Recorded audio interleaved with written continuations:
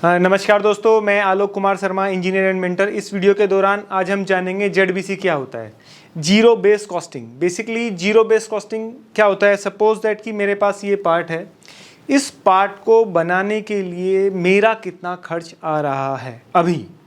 और क्या होता है कि जो जीरो बेस कॉस्टिंग है ये चेंज होती रहती है। हो सकता है इस पार्ट को बनाने के लिए अभी मेरा जो खर्चा आ रहा है X रुपीज़ आ रहा है और 1 साल बाद वो Y भी हो सकता है।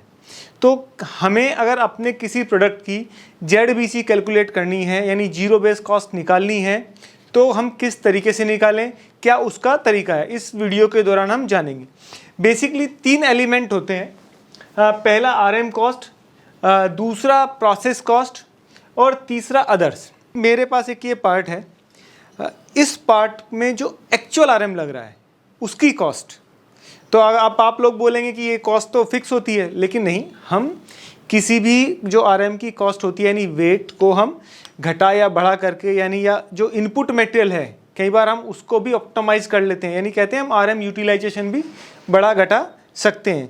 तो यानी जिस समय, यानी अगर मैं आज अपनी जीरो बेस कॉस्टिंग कैलकुलेट कर रहा हूँ तो आज के समय मेरा इसका क्या कॉस्ट है, इसमें लगने वाले RM की कॉस्ट। फर्स्ट थिंग हो गया RM कॉस्ट।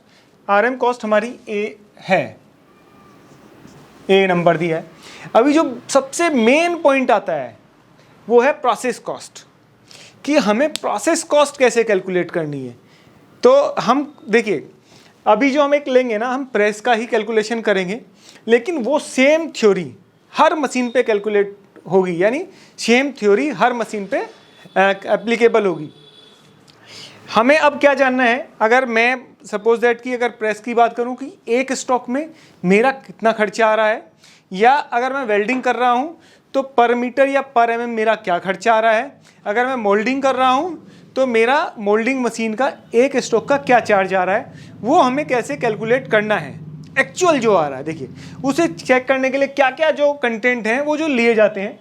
पहला जो कंटेंट है वो लिया जाता है स्टॉक, यानी हमें ये कैलकुलेट करना पड़ेगा कि इस किसी भी मशीन से हम कितने स्टॉक लगा पा रहे हैं। मान लिए जैसे कि अब हमने कैलकुलेट किया, और ये सब ना ईयर पे कैलकुलेट होगा पहले। तो हमने कैलकुलेट किया कि मेरी 100 टन की एक प्रेस है, उसमें हम 10 के SPM से हमने कर लिया कि कितने स्टॉक हम लगा पा रहे हैं। सपोज दैट अगर कैलकुलेशन करेंगे 2 शिफ्ट के हिसाब से, मतलब 2.15 लाख आएगा। तो ये हो गया स्टॉक की कॉस्ट, मतलब नहीं, स्टॉक इतने स्टॉक हम मार रहे हैं, नंबर ऑफ स्टॉक।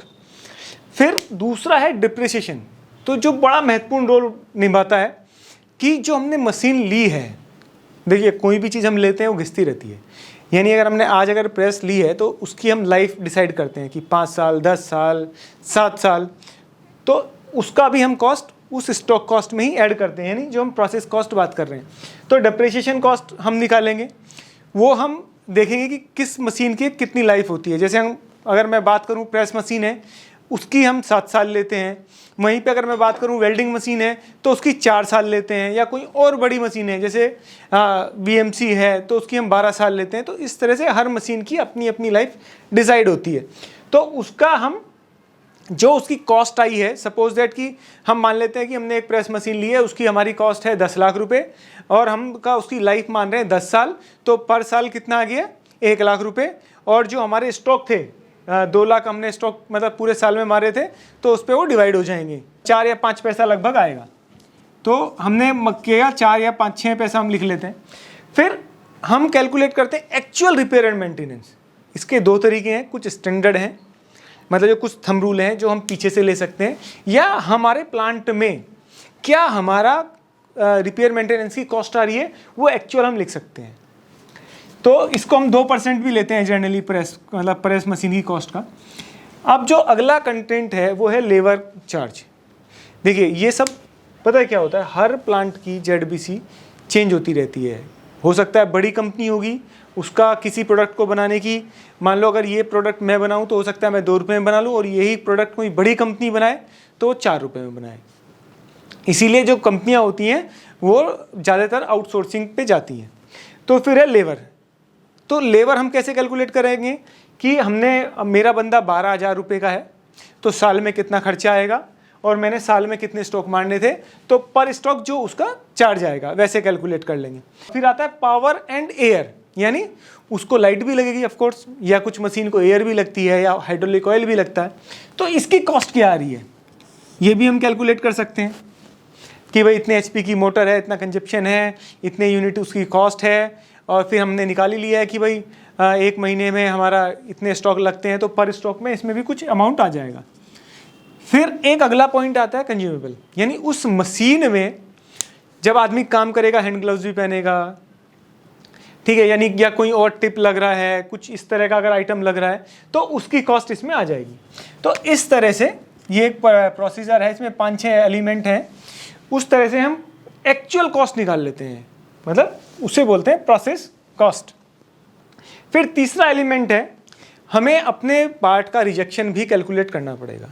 किसी भी पार्ट की ना ZBC हर साल करनी चाहिए। बहुत सारी अच्छी कंपनियां हैं जो अपने हर प्रोडक्ट की ZBC हर साल करती हैं, तो हमें पता होना चाहिए कि मेरा रिजेक्शन क्या चल रहा है। तो यहाँ एक्चुअल रिजेक्शन डालिए, जो भी आ रहा है, 0.5% आ रहा है, 1% आ रहा है, जो भी कॉस्ट आ रही है, और फिर प्लस में हमारा ट्रांसपोर्ट कॉस्ट क्या आ रही है, यानी इस प्रोडक्ट को मुझे लाने ले जाने तक कस्टमर को जो भी कॉस्ट आ रही है उसको ऐड कीजिए, है ना। मान लो ये X कॉस्ट है। फिर हमारे देखिए अभी हमने प्रोडक्ट की कॉस्ट की, इसी तरह से हम क्या है ना प्लांट के ओवरहेड्स भी निकालते हैं। पार्ट के हिसाब से हर पार्ट पे कुछ परसेंटेज जो हमारी सेल है उस पर डिवाइड हो जाते हैं। तो ये हमने कॉस्ट डाल दी, ओवरहेड जो भी आया, मान लो Z आया, ऐसा कुछ। देखिए इसमें हमारा प्रॉफिट नहीं होता है, तो जीरो बेस कॉस्टिंग में हम प्रॉफिट ऐड नहीं करते हैं।